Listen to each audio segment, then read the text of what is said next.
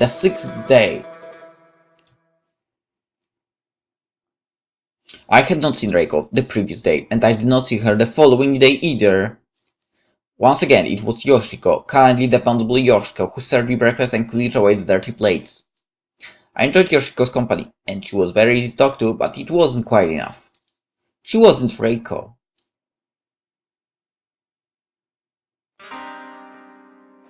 I went for a walk around midday, after staring most unproductively at a sheet of paper blanker than the inside of my head. The walk, however, did little to improve my mood. I couldn't compose, I could hardly even think, my brain was full to bursting, and what little snatches of poetry I managed to summon forth were far too overwrought, melodramatic, melancholic. I kept thinking about Reiko. I thought, too, of my own impending departure from the Azami Inn. I had only ever intended to stay for 6 days, and those days were nearly over. This day was to be my last full day at the inn. Tomorrow I would return, and I might not get a chance to see Reiko again. I would go, and would not even be able to say goodbye, because Miss Kakuchi would not permit it. It would be a rather sad, premature end to our... not love affair, because nothing had happened between us to warrant the lurid connotations of the word affair, and there was no love. There was just fondness on my part, and a dash of pity, and... yeah, I did think Reiko was pretty. She was incredibly pretty.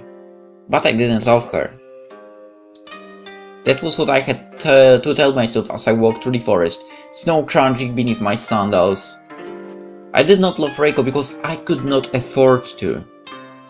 I was too old to love so impulsively, and in an event we hardly knew one another. The age difference was too great, and we are too far apart in experience, and I hate Sachiko. You know what? I like that MC. Oh my god. I like him, because he had similar thinking to me. Too much gap in the age. Too much, yeah. So that's good. Too big of a gap in age means we can be together, kind of. For the other hand, that sounds a little bit sad, doesn't it? Anyway, Reiko meanwhile had her mother. It was for the best, surely, if Reiko stayed with Miss Kakuchi loved Reiko more than I ever could. She loved her so greatly, she would never let Reiko go.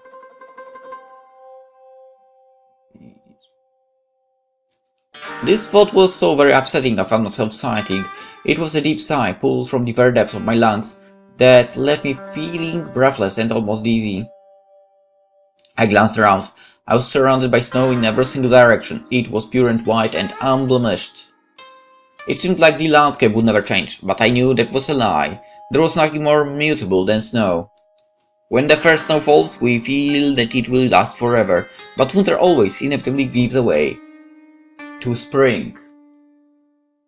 And when that happens, the world looks terrible. At least in Poland. At least in my city. You know, that moment when snow is melting and so on. It's not looking good at all. One day, a day I would not witness because I would be back in Tokyo. The snow around the Azami would melt, ushering in flower blossoms and the sunlight of spring, and Reiko. She would still be here. Trapped. When I thought of what Reiko would do after I left, the heart was so keen it felt like my heart had been pierced with a needle. But I still did not love her. I repeated this in my head like a mantra. It was a tessellating pattern that could duplicate itself infinitely until the end of time. I did not love her. I could not love her.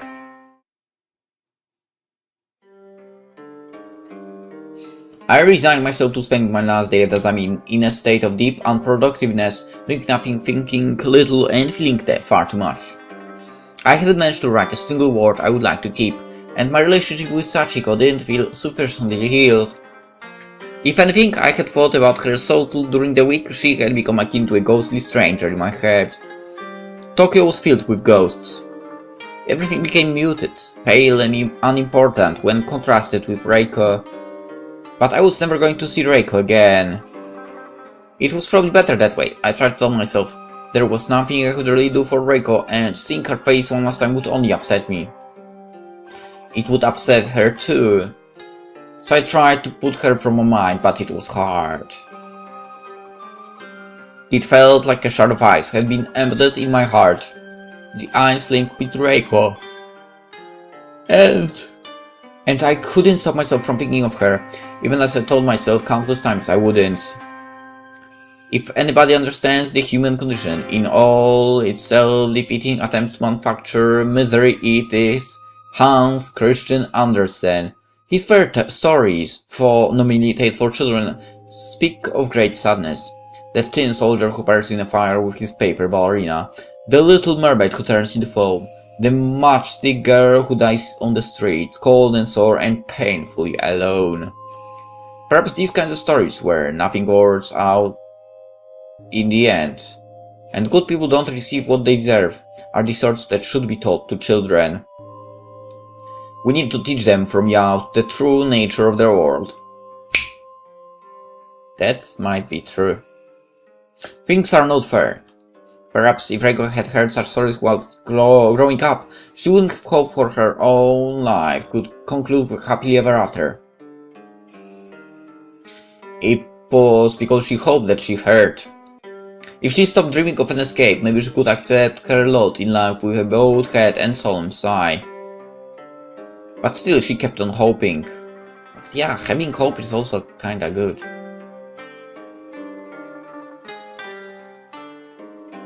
I wondered if I had encouraged her hopes, had my arrival at the Azami Inn at that metaphorical wood the proverbial fire.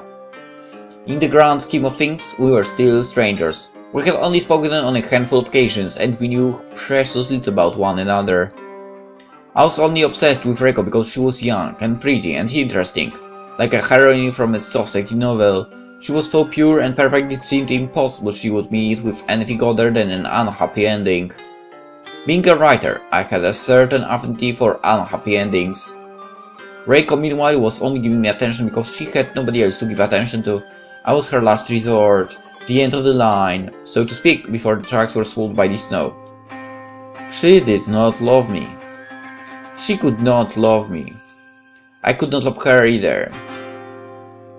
But still, if I was younger, I would have written a poem about her, just as I had written one for Sachiko.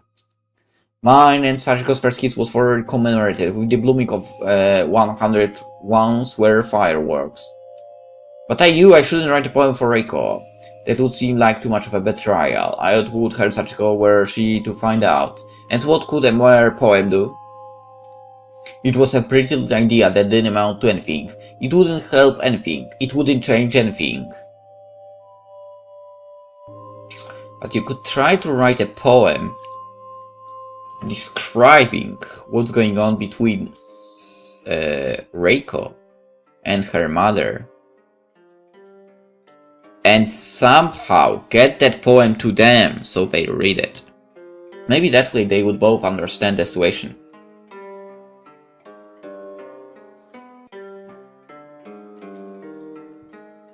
And that might change a lot. Anyway, all it could do was stroke my own ego. We writers are characterized by gross indecision. When we feel anxious, we prefer to convey our thoughts and feelings to a piece of paper. Unfortunately, this does little practical good. It never solves our problems, it only serves to immortalize them. What use is art if it has no genuine use to the general public?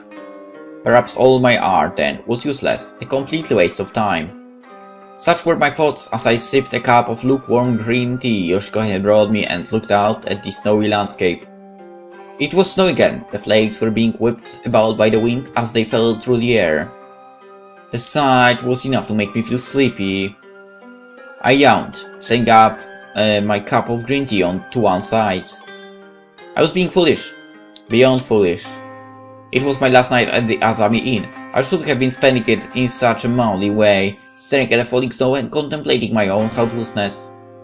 This inn, if it was famous for anything, was mostly known for its hot springs. It would have been ridiculous if I failed to make use of these facilities while I was here. I would get another chance. Unless you would get to the place again.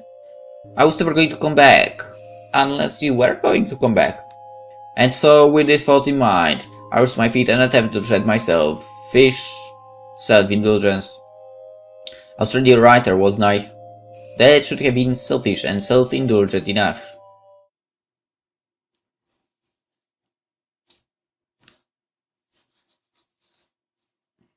I made my way to the springs, tried relaxing the hot water as I let it. What? Wash away my anxieties? Such a thing would only have been possible if the water was hot enough to induce amnesia, but I had to be hopeful. Soon I knew I would be back in Tokyo. But for now I was still in the countryside, where it was so quiet you could hear your own heart beating if you listened hard enough. The sound of my own heart mingled with my footsteps against the falling snow. It was beating rather placidly, with little to stimulate or excite it, but when I arrived at the hot spring, a towel around my waist and my exposed skin prickling the cool air, I received something of a shock. I wasn't alone. There, standing in the spring, looking up at the moon with an almost religious reverence, was Reiko. The water barely reached her knees. It left the rest of her body completely exposed. Her flesh was dyed soft, milky white beneath the light of the moon. I could see everything, for she had not yet realized I was here, and I had made no motion to cover herself. Her small breasts, stiff with two pale pink nipples, like cherry blossoms. The gentle curve of her hips as they sagged into her thighs. The fine shape of her calves, slightly distorted by the water. The booms of her spinal column beneath her skin. For a few months I could do nothing, say nothing, all I did was stare. I had thought I would not see Reiko ever again, but there she was, standing before me like some kind of fairy. She seemed too perfect to be real. She was so small, slender, and delicate I feared she might evaporate into mist. Moisture trickled down Reiko's body, droplets of water clung to her back, her chest, and bedded inside the hollow of her belly button. Droplets of water clung to Reiko's smooth, white cheeks like imitation tears. Or maybe Shirley was crying. I didn't know. She was a vision of striking beauty superimposed against the night sky, but it was this comforting beauty that belied a deep, desperate sadness. As Reiko looked at the moon, her eyes upturned, her long eyelashes fluttering, it seemed to me that she was dreaming. She was dreaming, and her dreams showed clearly about her face. They shone in her eyes like stars. She was dreaming of a new life. A better life. She wanted to live the rest of her days in a land far removed from this one, where she could be free of her mother, the wave of her expectations and the constant crushing fear that she wasn't quite good enough. She would never be good enough. No matter how hard Reiko tried, she couldn't accept the full wave of Miss Kakuchi's loneliness. It wasn't possible. So Reiko buckled. Of course she did. But running away will only get you to so far. I watched her, lost in my own thoughts, but I had the most curious feeling that my thoughts were no longer my own. How could they be when they all centered around Reiko? Everything that I had, I want to give to her. I just want to see her smile. I know it sounds cliché, but I had tarried too long, and the moment had passed. Reiko started, her eyes widening with surprise. Maybe she was alerted to my presence by a soft sign of a subtle shift in my atmosphere, I don't know. In the event she turned, her dark hair fluttering and stared. Her eyelashes trembled. "Heiji," she said, stammering. Despite the awkwardness of the situation, she still used my birth name, like we were close friends. "Heiji," she said again, and she swallowed. Her throat convulsed and a bed of moisture slid down her slender neck. "How long have you been here?" Her tone was less accusatory than I had expected. Accusatory, sorry. Even more unexpected yet, Reiko did not ask me to leave. In fact, it seemed with her grandly flashing face and downturned eyelashes she was inviting me to stay. Maybe she wanted me to see her. Who else did she have to show off to, after all? She didn't have anyone. But that was more troubling to me than shocked gasps and embarrassed tears would have been.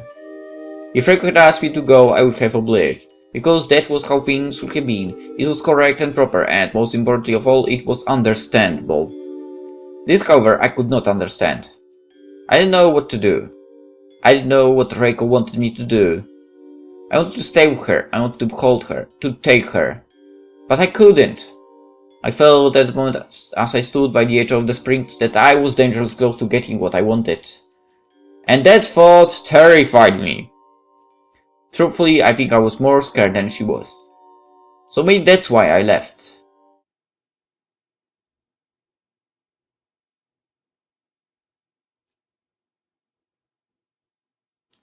Whoa.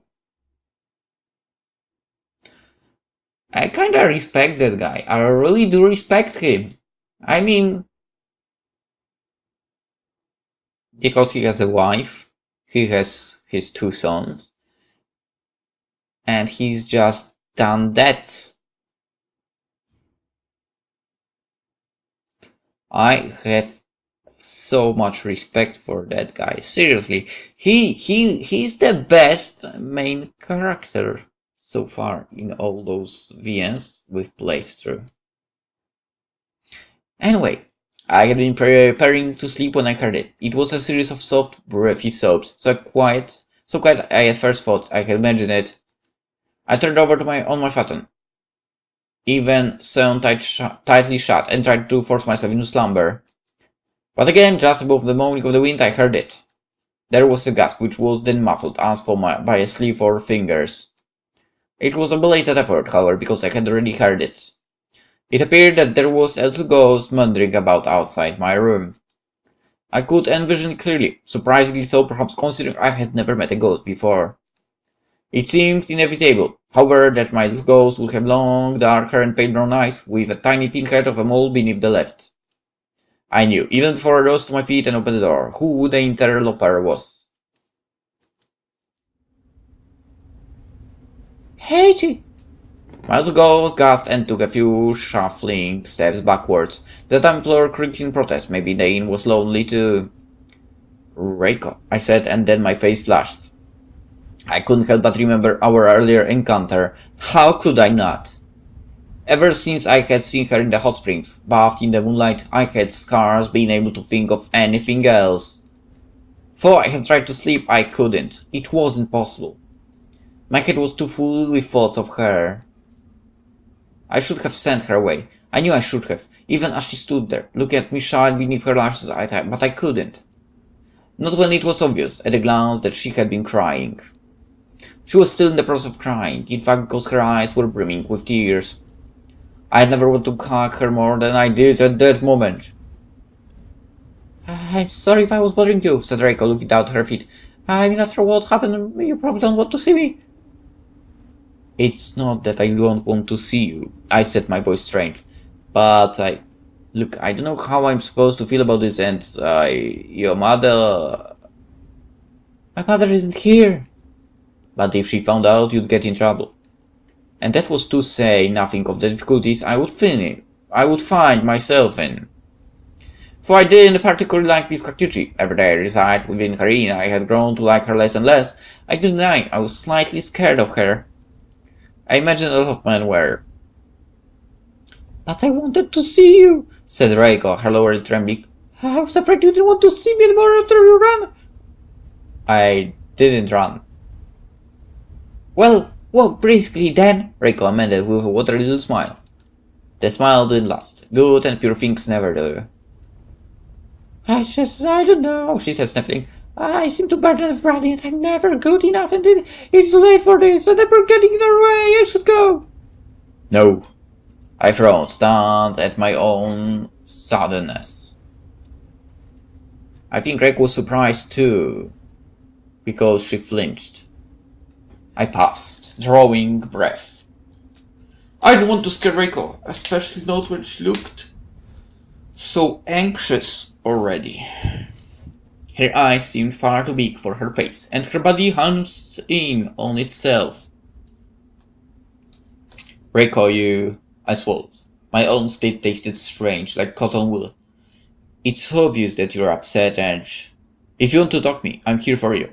don't want to cast you out in your hour of need. But you're a guest, I should be inconveniencing you, really? If you were being an inconvenience, I would be inviting you into my room. Oh, so you mean it? You would invite me in? Of course, let's make amends, please. The word please truly was a plea. It sounded so desperate, even to my own ears, that it hurt. Will I be able to look back on this shameful story in the future? A future further away than the current, and laugh?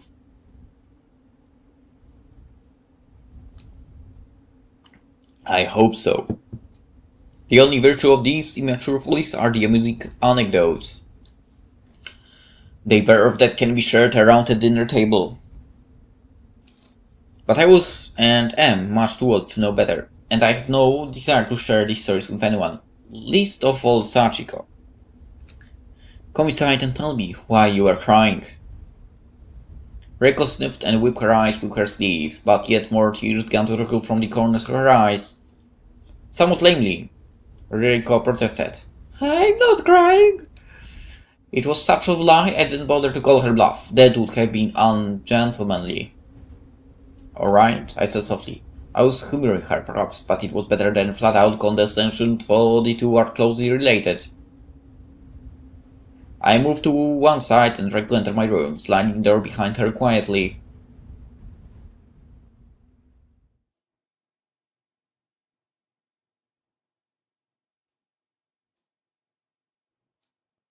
The sound of the door sliding shut was almost drowned out by the howling of the wind and the falling of the snow outside.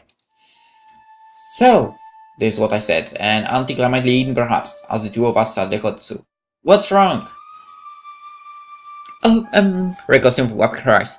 It's nothing. It was so the most convincing of lies. Look back on it, I'm not sure it was meant to be. It's about the hot springs, I ventured. Are you embarrassed? No, Said Reiko, shaking her head. I mean, well, maybe a bit, but it's just a human body. I don't think it should be shameful.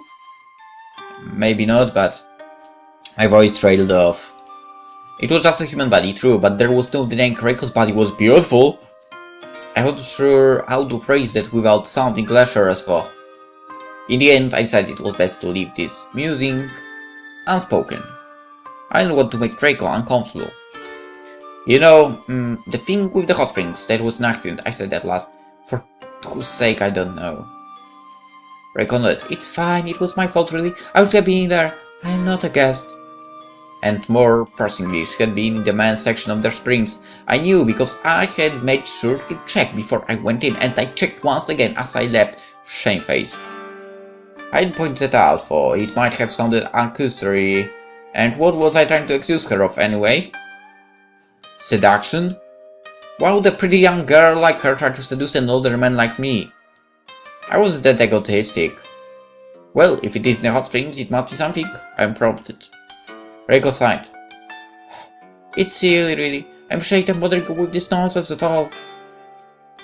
You don't need to be ashamed. If you're upset, you're upset. We can help how we feel. Hi. Oh, Eiji, you're so kind to me. But you're wrong.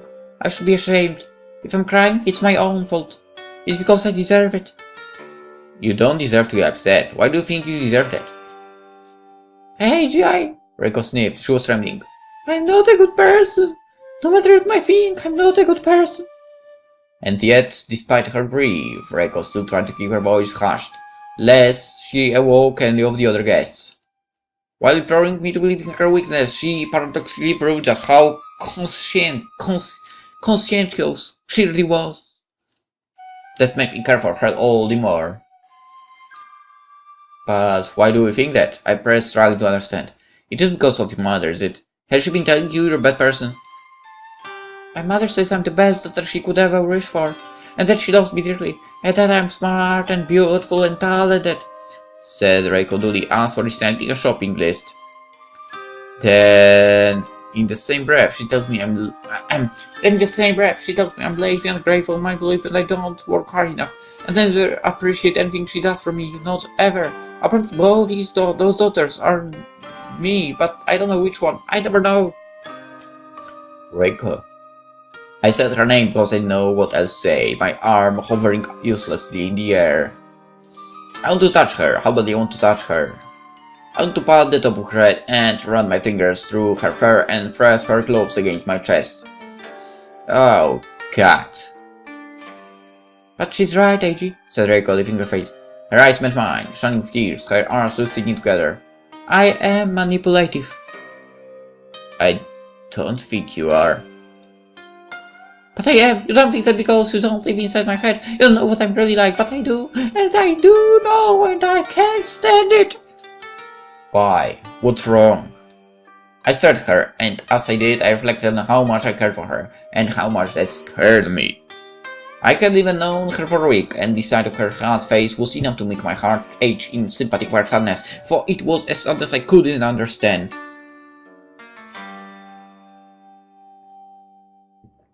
I am manipulative, Reiko repeated, as for saying it twice would make it so. Even now, while I'm talking, I'm being manipulative. But what do you mean? Try and explain so I can understand, I pleaded. Because when I sit here with you, looking pathetic, it makes you feel sorry for me, doesn't it? It makes you want to take care of me, and that's what I want, Reiko confessed. She looked up at me, her eyes imploring. I know you are soft and sentimental, and I know what effect it will have on you if I act like this, and I know it will make you worry, but I still I keep doing it. Well, perhaps you are manipulating me then, I said, but why does it matter? Perhaps I want to be manipulated. Oh, AG, you're so silly, Reiko sniffled. But I swear I could see the ghost of a smile. But I swear I could see the ghost of a smile. What read? For it was. That smile, however brief, gave me hope. Oh, Reika, said Barney in her childish manner. You're so silly. You're thinking far too much. Maybe, but... She sniffed, wiping her eyes with the backs of her arms. I know all human interactions are just manipulations, really. We all act in certain ways to achieve certain results. I just don't know if other people are as close as I am. You're not close. You're not even in your 20s yet, for goodness sake. What does being young have to do with anything? Rick asked. You're trying to talk down to me, are you? Oh, and I'm not trying to discount what you're saying either. I'm just telling you, one self-aware teenage girl is hardly a monster. I wondered at the back of my head whether I was being too avuncular. But once I had begun my little lecture, I couldn't stop myself. It's a bad habit. For a relatively unknown writer, I've always had far too much pride in my words, unwanted though they may be. If you really want to be a good person, try living a little longer first, I instructed her. It's far easier to hurt people when you're older and have more money and power. I'd rather not live a few more years, or any more years at all. I've lived perfectly a good amount already. You're only saying that because you're young. See, she said, looking at me coldly. It was an impressive feat, given the snow and years. You are looking down on me. Well, maybe a little bit. I can't help myself, I said, smiling. Not even when you are so small. Reiko hoofed and shied away, her eyes narrowed. Don't treat me like a child, I'm not! You are to me. Oh, and that's why you were staring at me in the hot springs, is it? Because I'm a child to you? I broke off and swallowed. I looked at my lap guiltily. So she had noticed. I should have given her more credit. You know what happened earlier? You know what happened earlier in the hot springs? That wasn't a mistake, said Rico. She held her head high, her eyes challenging. My own widened with realization. I stared. I had been right after all. I tried to broach the subject as delicately as I could manage, for I could feel myself getting rather flustered at the implications. You didn't want me to see you, did you? Yes, said Reiko firmly, with a decided nod of her head. I wanted you to see me. I wanted you to see everything. But why? Because I want you to love me. All of a sudden my throat felt dry. My heart pounded inside my chest uncomfortably. Love you, I repeated. That's right. And you think I could only love you if you show me your body? I think it helps.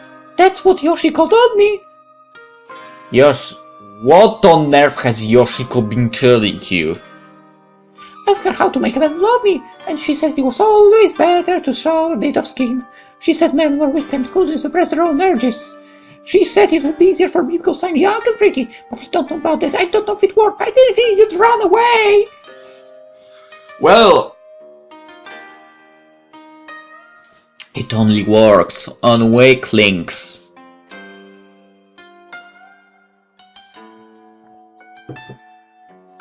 You need to have that power to suppress the urge.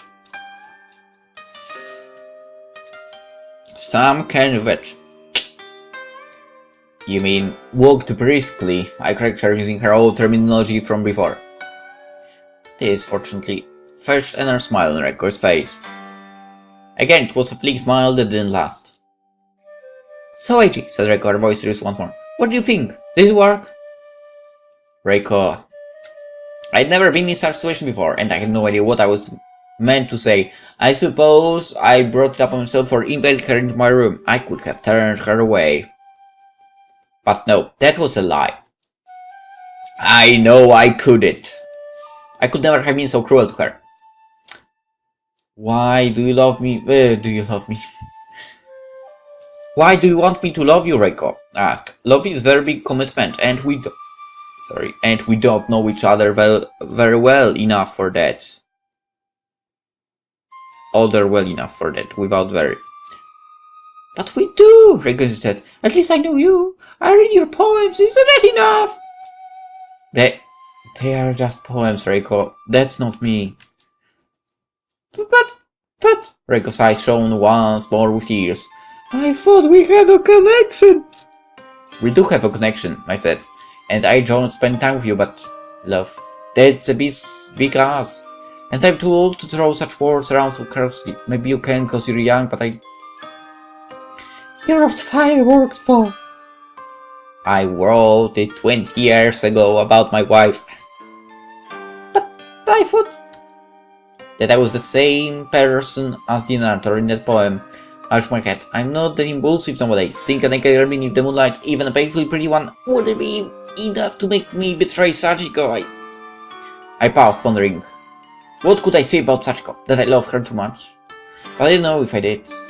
I didn't know what I felt about Sachiko. Ever since I had arrived at the Asamin, I had only ever been thinking of Reiko. Look, I said sound tired. I no longer could wanted to talk about my move. I appreciate the sentiment, but you don't love me either, do you? Reiko shifted, suddenly guilty. She bit her lip. But I do like you, Eiji.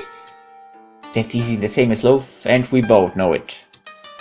But I just can't help it! Reiko suddenly exclaimed, holding one hand against her chest in an impassioned plea. You don't understand! I'm so lonely here, so horribly lonely. I've endured it my whole life, but I don't think I need anymore. It gets harder and harder every day, anyway! She trembled. Her whole body was shivering. You made me smile more than anyone else has in years, I think, she said. Her voice was raw, earnest, and open. So earnest it hurt.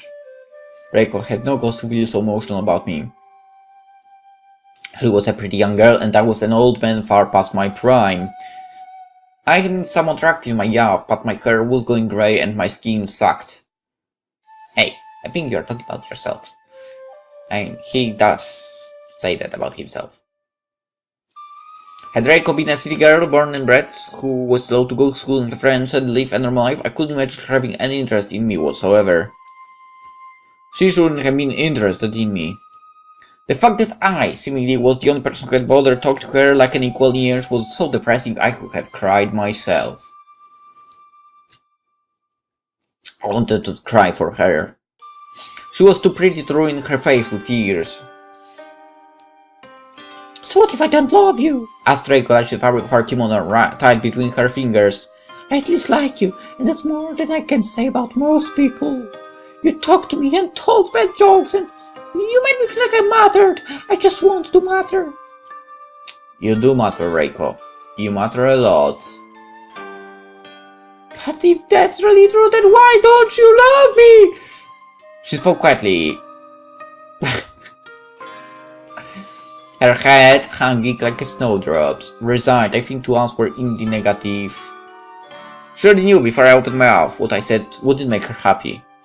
I wouldn't rekindle her smile. But I couldn't hurt her any further. I wouldn't let myself. It isn't that I don't love you, Reiko, I said, my breath catching in my throat. Like I said, I can't. It wouldn't be right.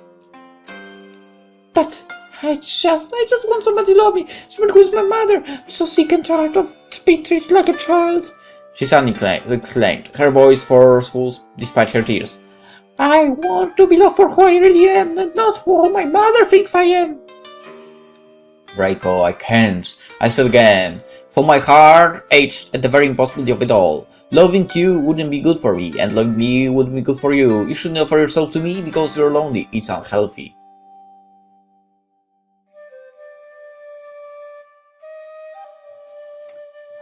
But Eiji, Reiko sniffled, wiping her eyes with the back of her arm. I'm probably going to live here my whole life. I can't move because I don't have any money, and in case my mother needs me too much. My mother loves me and I love her, and... Oh! My mother loves me and I love her, and... For she hurts me and I hurt her and we hurt each other. I don't think she could survive without me. She couldn't, and I don't want to upset her. Not when she's done so much for me. I'm going to be stuck here forever. Nobody's going to be interested in me. Or if they are, my mother will scare them off. I don't know if you noticed, but she's good at doing that.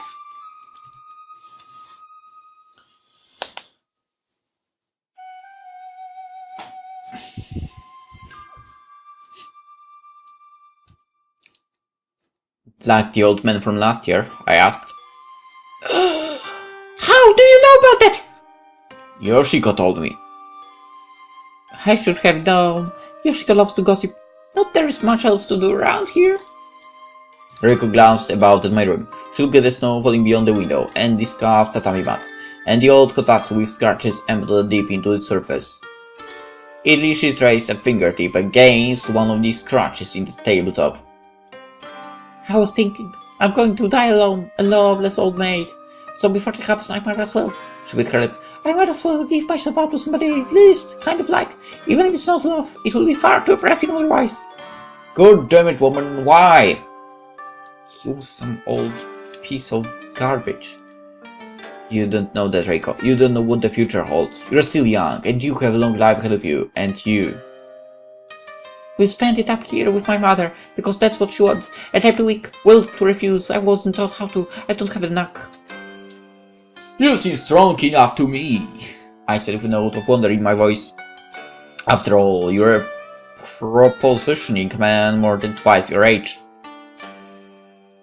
Reiko good at this compliment. Her face flushed slightly, not from embarrassment, I think, but happiness. I so loved seeing her happy. Even if it was sad, broken sort of happiness that can only occur in self-conscious little bursts after prolonged bouts of crying. It was a weak, delicate sort of happiness that wouldn't last. But nothing in this world does. Not even Miss Kakuchi or Harin, or the snow around it. Someday, perhaps not someday soon, but someday in the distant future, they would all be reduced to phantoms and firewood. Until that day, however, Reiko was trapped. She couldn't leave, and even if she could, I doubted that she would. I think she felt too indebted to her mother, and she worried too much. She worried because she loved her. Reiko loved her mother dearly, and her mother loved her. But it was precisely because of this misplaced, painful, poisonous love that Reiko was suffering. She was suffering so much she seemed to be wasting away before my eyes, even as she laughed. Her laughter soon subsided into wet hiccups. She started to cry again.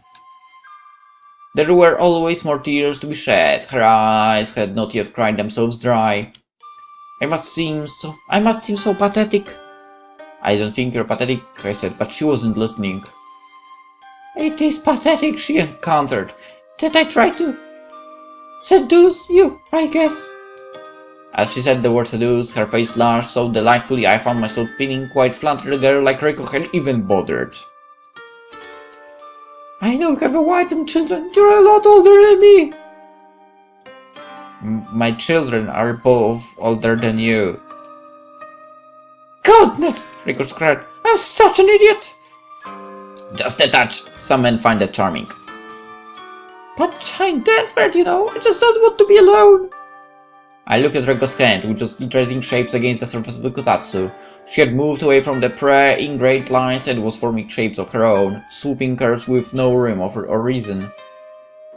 For a while, I wondered what it would be like if I fell in love with you, and you fell in love with me, and you took me, and I don't know, somewhere far, far away, somewhere we could go and see the fireworks. I think that would make me happy. Think about it, make me really happy, happier than I've been in a long time. Reiko, I said her name, my voice heavy with emotion, because I didn't know what else to say. I know how to console her.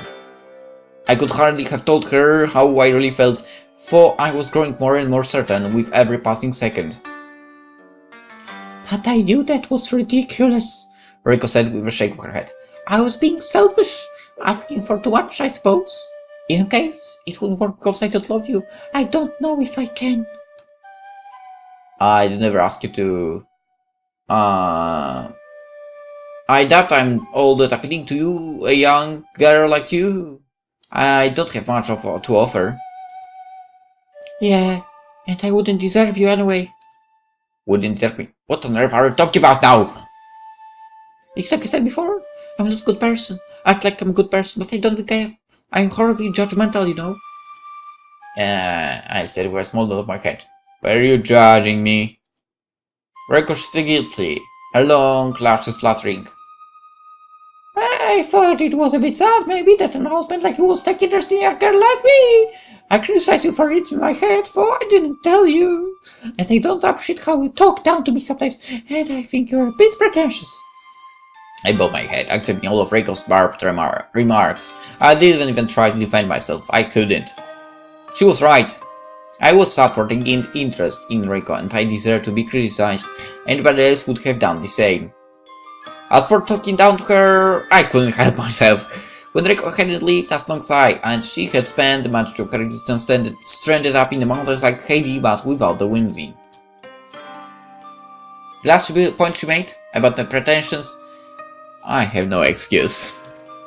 I am and always have been horribly pretentious.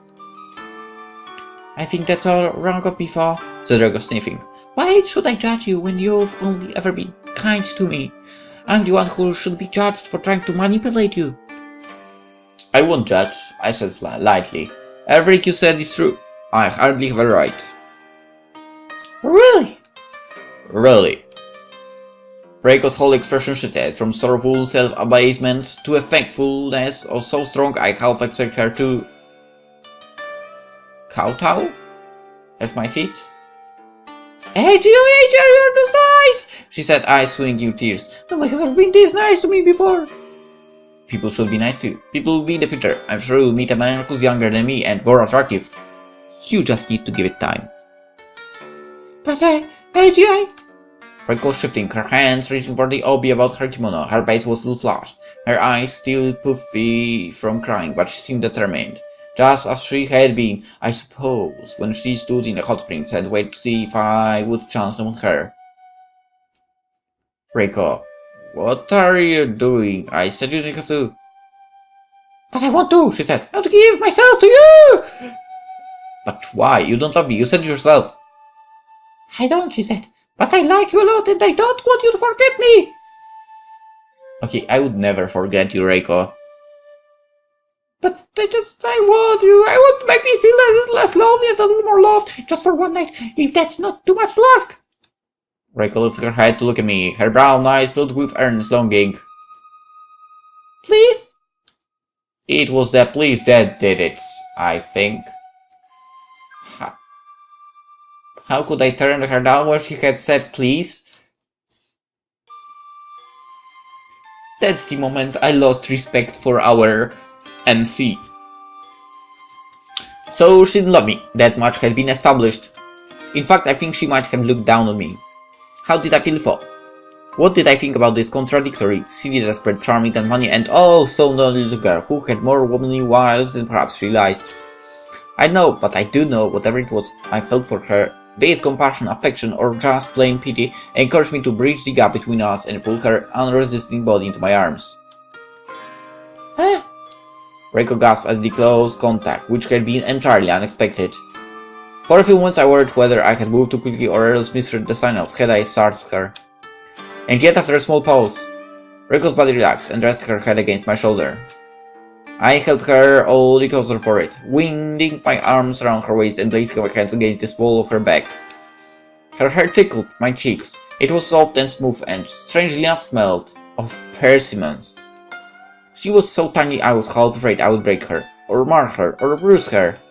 It seemed with every moment she spent in my arms, she was decreasing in value, somehow. She was becoming dirty and tainted, like snow that had been trodden on. Eiji, oh Eiji! Reiko cried all the harder at my unbridled display of affection. I could feel her tears soaking against my shoulder. I'm sorry, she said. I'm going to ruin your clothes. I don't care. Grant much you want. That's what I'm here for, just for tonight, and I don't want you to cry again. Reiko giggled softly at that and shook her head. Oh, but you can say pretty things when you want, she said. You say things like that, I really might fall in love with you. Uh-oh.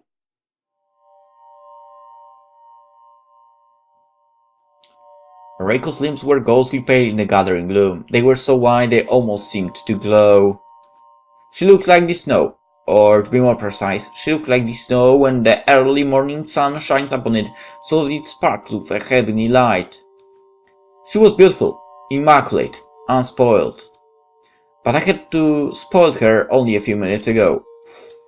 It had been her first time. I hoped it hadn't been too painful for her. I tried to be as gentle as I could, but Reiko had been afraid, and fear has a way of tensing the muscles so everything becomes much more difficult. Reiko's eyes were big, like a startled deer's, and she had bitten down her lower lip throughout the whole ordeal in the attempt not to moan. She had largely succeeded too. She had been mostly signed during our prolonged session of supposed lovemaking. If Reiko had managed to moan, I doubted it would have been in pleasure, for she hadn't looked like she was enjoying herself. I had hurt her. But when I recoiled, asking Reiko if she wanted me to stop, she shook her head, still biting her lower lip, her hair spinning across the pillow. The motion was almost desperate, as soft as I had ever seen her over the last 6 days. Though she had remained silent, Reiko's startled eyes communicated what she meant more clearly than words could. Don't. If you do, I won't be able to go through with it. I want to tell Reiko that I didn't have to be like this. Sex wasn't something to be endured, but something couples often did. Surprisingly enough, for fun, because they loved one another. But Reiko didn't love me. She had already told me as much. She had already given me her body. It would have been unfair to me to demand she give me her love, too. Following our copulation, I couldn't call it making love. Reiko lay by my side, curled up on herself like a grain of rice. The covers pulled about her tiny body, exposing her matchstick arms and legs and concave stomach. Are you really leaving tomorrow, Eiji? She asked me, her voice barely audible above the snow outside. Of course it was snowing. It always snowed in the mountains of Hakuba, particularly during the nights. I have to leave tomorrow, I whispered, my voice equally muted. I have my train tickets and Sachiko will be missing me. Your wife? I nodded but didn't say anything more. There was nothing left to say. Reiko knew I had a wife. She had known from the beginning because I hadn't kept it from her. I see no reason to keep Sachiko's existence a secret because I had no intention of tricking Reiko in any kind of relationship, illicit or otherwise. That being the case, how had this happened? Despite my best attempts to rebuff her, Reiko had worn her way into my heart. I thought I was too old to fall for her charms of a pretty young girl, no matter how white her eyes or long her lashes. She was more than 20 years my junior, and I already had Sachiko. I know it's a standard cliché that men like pretty young girls, and enough tragic love stories have been written on the subject matter, but I thought myself better than that. Evidently I had overestimated myself. Eiji. Reiko sighed softly. Her breath was sweet and it tickled my skin. Though she was lying close to me, she didn't wrap her arms around me. Neither did she entwine her legs with mine. Instead, she kept her distance. She was cautious, like a baby animal. It seemed odd to maintain distance now, after we had been so close, but that moment was gone. All the while, the snow continued to fall, settling in drifts of the dead, scrubby grass outside. Reiko, I responded, turned, glancing over her head. I know you have to go back and I know you have to see your wife, but... Reiko's words were riddled with pauses. She stopped, seeming to lose her nerve, before she started once more. Say what you want about Reiko, but I've always thought she was incredible. I think I'd mark her, just a little. She was so very determined. Would it perhaps be alright if I imagined only for a little while that you didn't have to leave so soon and we could stay together for a few days more? Reiko's eyes flickered in the dark like candles. Her eyes were beautiful, just like the rest of her. They were amber brown, like liquid resin, and looked even browner in the dim light. You can pretend all you want, if it makes you feel better, I told her, like some kind of monarch disputing dividends. I winced after I spoke, and I hated myself for it. My heart felt too heavy for my ribcage and my chest ached. I wanted to give her... oh, so much more, but there were no words. Ironic for a writer, and nothing seemed good enough. Reiko had suffered too much in her life. It was foolish of me to imagine our meeting might have changed anything. Our relationship had changed precisely nothing, except adding to Reiko's loneliness. Then again, what was another drop in the ocean? You know what I have been pretending? Reiko said softly, so softly. What? I asked. I have been pretending that when you leave, I'll accompany you to the train station. It will be snowing, of course. Of course. The two of us shared a smile at this, the last smile we'd ever exchange, and Reiko even laughed. Her laughter sounded rather lonely in the still and quiet of the snowy night. Well, she continued, it will be snowing and the platform will be white, and the train tracks too. It will look so pretty, like something from a fairy tale.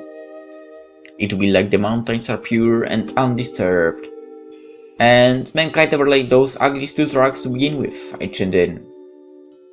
That's right, the tracks will be gone, and I let myself believe for a moment, just for a moment, that we've been cut off from the rest of humanity, and you won't be able to leave, that you'll stay here with me. Reiko frowned, her brow furrowed. But then the train arrives, because that's how life is, and nothing can last forever. Not even in fantasies? I think I'm too practical. Then it seems like quite a sad fantasy. Oh, it isn't so sad. You'll leave the Hakuba and you'll go back to your wife, who's very happy to see you, of course, while I... Reiko paused, her eyes were dark with shadows and unspoken worries. I tried to fill in the gaps, as best as I could. What did Reiko have? She had the snow that surrounded her every which way you looked. She had this inn in the middle of the mountains, with creaking floors and rattling windows. She had an irate mother who scolded her for every minor misdemeanor while suffocating her with unwanted affection. That was Reiko's life, and she had no means of escape. She had no hopes of a better, brighter tomorrow. There would be no happily ever after. I think I would like to kill myself, Reiko said. Oh, don't you dare. She said it simply. She thought it were the most natural thing in the world. As B comes after A in the English alphabet, and winter... Doesn't B come after A in every single alphabet? Well, it does in Polish as well, so...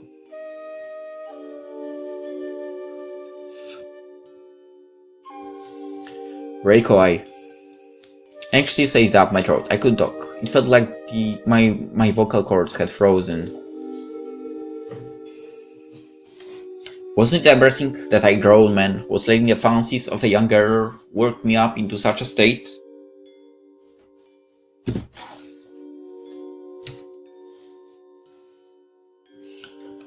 But that's why I've wanted to be a writer, I suppose. I've always been far too passionate, and the suicide of a pretty young girl, over a subject as tried and tested as a failed romance, couldn't fail to move even the hardest of hearts. Don't you dare, Reiko. Don't worry, AG, said Rick with a smile. I won't really kill myself. It's just imagining. I'm playing pretend. Forgive me, but I always thought playing denoted a certain kind of childish happiness. It's supposed to be a tragic play, said Reiko, her eyes burning into mine. Oh no, because I've never seen a play, but aren't tragedies popular? The law of suicides at Sonezaki is rather popular. So popular, in fact, that the government banned performance of the play in the early 70s.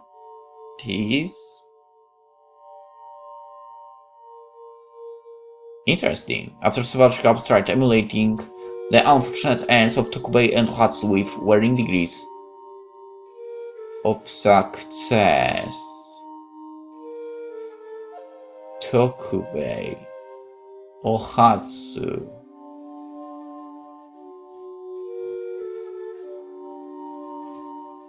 I knew one of Ohatsu. Not Tokubei. Well, interesting. Maybe that's them. Maybe that's them. Monzaemon, in addition to being a master of his craft, managed quite unwittingly, I'm sure, to usher in an epidemic of tragic twin suicides.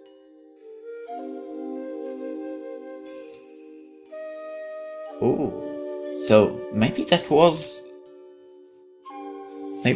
his name after all? If only my stories were that popular. Well, if the characters in famous play can commit suicide, I don't see why I can't, said Reiko somewhat furiously. Doesn't it sound romantic? Don't expect me to join you. I have a wife and family to provide for. Like I said, I'm not being serious. I just like the idea. It seems very dramatic and very final. I don't know if the thought had crossed my mind before, but Reiko could be quite frightening when she wanted. Well, she was her mother's daughter. I see where you're coming from, I said, my throat still choked. In fact, I think I can relate to it. You can? When I was younger, there was a girl her name was Mickey. I liked her such a great deal, I tried to kill myself if she didn't go at me. She refused, as well as she might, and, well, I shook my head. As you can see, I didn't go through with it. I'm glad you didn't, said Reiko. But wasn't she afraid that you might? Mickey? She hardly knew me, and I hardly knew her either. Then why did you? Because I was childish and immature, and I suppose it sounded exciting. I never had the intention of actually doing it. I just thought she might be impressed. Fortunately, Miko was more simple than I was, and so threw my bluff. Oh, Reiko's face fell, and I found myself feeling guilty all of a sudden. Do you think I'm being childish and immature?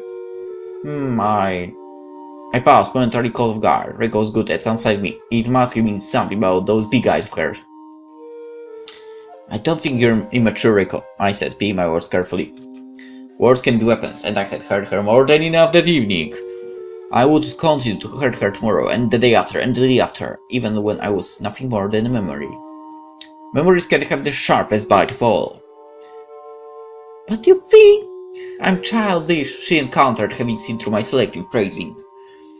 You are a child, Reiko. You might be more mature than your mother imagines, but you're still a teenager. But you slept with me, she said innocently. I'm defiant now, so now I can't be a child anymore. Children don't do things like that. You weren't trying to prove a point, were you? No, it's like I said, I just didn't want you to forget me. And like I said, I could never forget you, you silly girl. Well, now it's assured, she said in the same manner children might when talking about pinky promises. If I die, may I eat 1,000 needles. She was trying to sound mature, I think, and brave and strong, but the discrepancy between her words and her tone, which threatened to fragment, was painful. I want to pull her to my chest and hold her tight and run my hands through her hair and tell her everything I will be. Everything will be alright. But that would have been a lie. All of it, lies. It wouldn't be alright. Not for Reiko, whose only solace from the real world was fantasies about suicide. Like I said, I wouldn't kill myself, Reiko repeated. I'm a coward and I'm scared it would hurt, and my mother would be sorry, very angry with me. People would gossip and she'd think it's some slight against her parenting. I bet she'd think I'd done it on purpose to hurt her.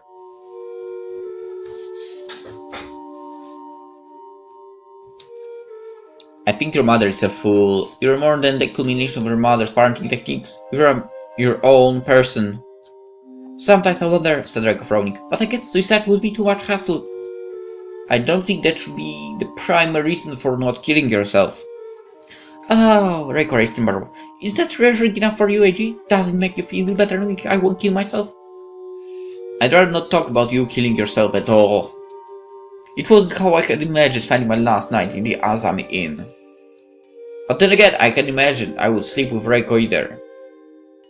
For a writer, my own imagination seemed fairly lacking when compared with reality. But... Reiko paused, her expression contorted, and her eyes. They were shining as though they contained shooting stars. The tears that gathered in the corners of her amber eyes were constellations, and they quivered shyly, anxious to make their debut.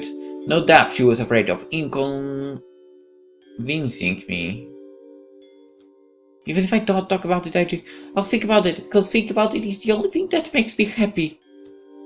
For her voice faltered, and 1, 2, 3 of those crystalline tears were dislodged from their perk. She still didn't succumb to her despair. She didn't allow herself to cry properly, for I'm sure she wanted to, and she didn't cling either. She must have known there was no use.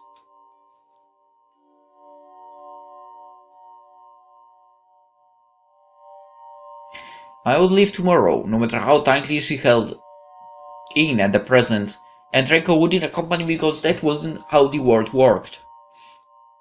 Reiko had work to do in the Azami. There was always so much work to do. I meanwhile would go to the station with Yosuke. That would be for the best. I would dare come the following morning while I sat on the train and Reiko busied herself with manual labor what she would think about. The roar of wheels against iron tracks. Her life, a dull, mundane thing not worth much by most people's standards, flashing before her eyes. Then nothing at all. I want to love her so badly it hurt, but I restrained myself. I had to. If I told her I loved her, that might have been the final straw.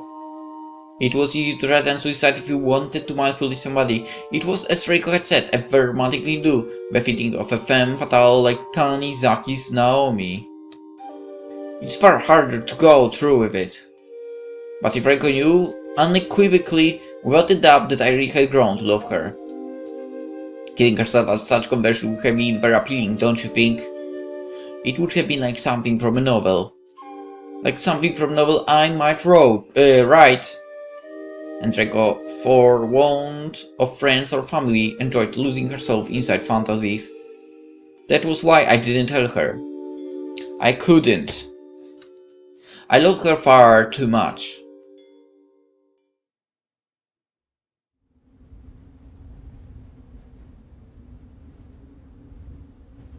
Okay.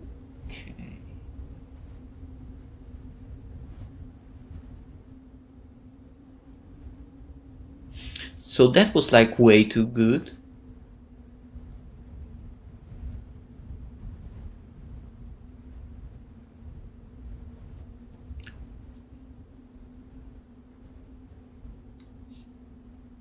It really was amazing. But we still have the epilogue to go through.